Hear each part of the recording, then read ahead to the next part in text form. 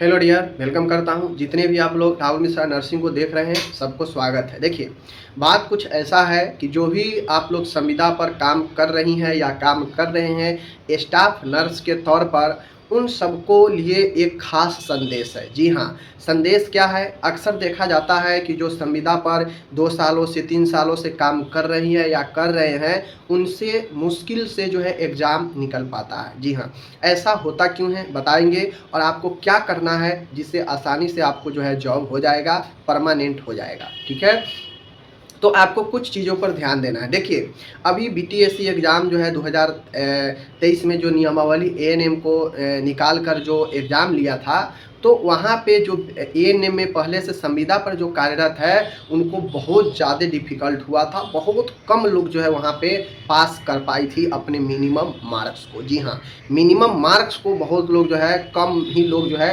पार कर पाई थी। समझ रहे हैं?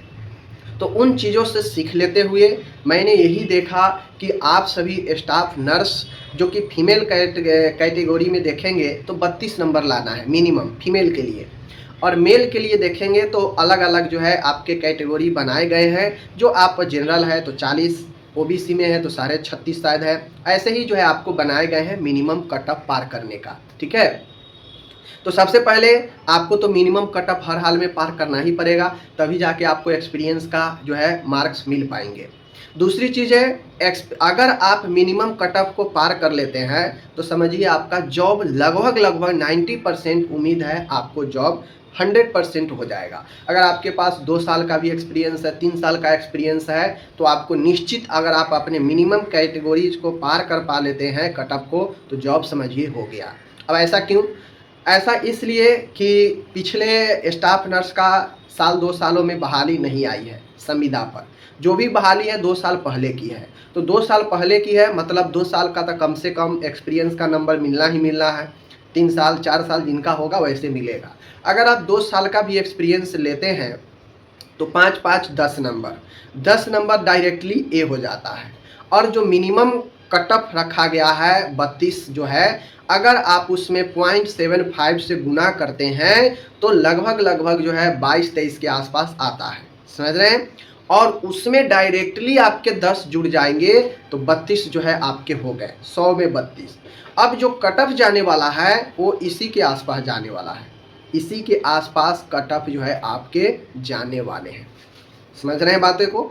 तो जो भी लोग संविदा कर्मी हैं उनको तो सबसे पहले मेहनत करके उनको ये तय करना होगा कि मैं अपने मिनिमम कट ऑफ को कैसे पार कर लूँ।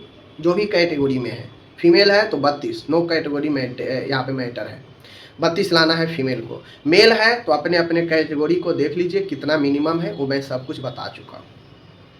तो उसके लिए आपको थोड़ा सा मेहनत बचे हुए समय में जितना ज़्यादा कर लेंगे, समझिए आपके लिए बेनिफिट होगा।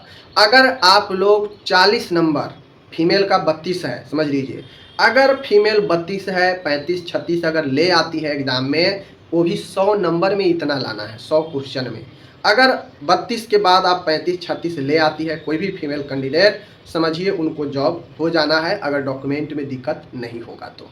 दूसरी चीज़ें, जो मेल कैंडिडेट है संविदा पर कार्यरत है तो किन्हीं का 40 लाना है जनरल में, किन्हीं का जो है 36.5 लाना है, 34.5 लाना है, ऐसे करके जो है तो ये मेल पर लागू होता है। अब जो भी मेल कैंडिडेट है उनको तय करना पड़ेगा कि उनके कैटेगरी में मिनिमम कितना है, और आप अपने कैटेगरी से मिनिमम 4-5 नंबर ज़्यादा अगर ले आते हैं तो उम्मीद रखिए जो है आप लोग को जॉब होना लगभग जो है बहुत हद तक पॉसिबल हो जाएगा। ठीक है, क्योंकि जो आप लोगों का 2 साल 3 साल का एक्सपीरियंस होगा वो डायरेक्टली आपके जो है सीबीटी के मार्क्स में जुटेंगे, उसमें कोई गुना भाग नहीं है। सीबीटी अगर 100 नंबर का 100 क्वेश्चन हो रहा है तो वहाँ पे गुना किया जाएगा 0.75 से, उसके बाद जो आएगा वो आपका मेन मार्क्स बनेगा। लेकिन जो मेन मार्क्स गुना भाग करने के बाद आएगा उसमें डायरेक्टली आपके अनुभव के मार्क्स जुट जाएंगे, 5 नंबर हो, 10 नंबर हो, 15 नंबर हो, वहाँ पे कोई गुना भाग नहीं होगा। तो आपके ये एक्सपीरियंस वाला सीधा आपके नंबर को बूस्ट कर देगा, समझ लीजिए। तो पहला लक्ष्य आप अपने मिनिमम कैटेगरी को पार करें, और मिनिमम कैटेगरी को पार करते हुए आप कोशिश करें कि कम से कम आप अपने मिनिमम कैटेगरीज को 5 नंबर ज़्यादा ले आए। समझ गए? मात्र 5 नंबर मिनिमम कैटेगरीज को, मात्र 5 नंबर या 3-4 नंबर भी ज़्यादा आप ले आते हैं तो समझिए आपका संभावना बहुत ज़्यादा प्रबल हो जाएगा आपको जॉब लेने के लिए। बहुत लोग यहीं पर फिसल जाते हैं।